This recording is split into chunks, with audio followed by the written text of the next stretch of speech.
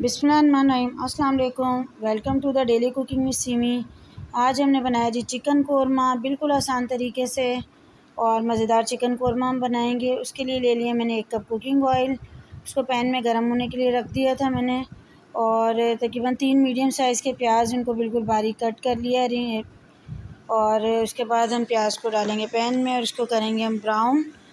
और ये देखिए प्याज हमारे ब्राउन हो चुके हैं, तो इसको हम ऑयल से निकाल लेंगे और किसी पेपर पर या टिश्यू पेपर पर रखेंगे ताकि इसका जो एक्स्ट्रा ऑयल है वो निकल जाए।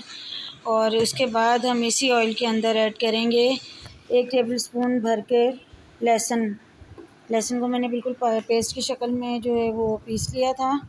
और 1 मिनट इसको हम भूनेंगे लहसुन को। जब लहसुन का कच्चापन ख़त्म हो जाए, खुशबू आने लग गई, तो उसके अंदर मैंने 1 किलो चिकन ऐड कर दिया है।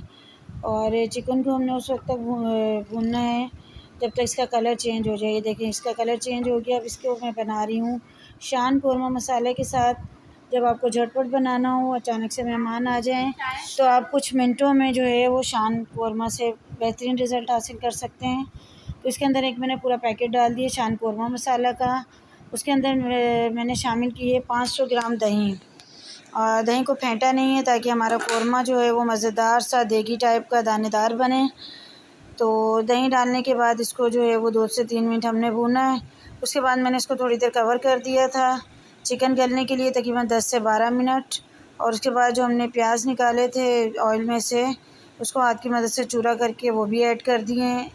प्याज ऐड करने के बाद दोबारा से इसको कवर किया 5 से 6 मिनट के लिए।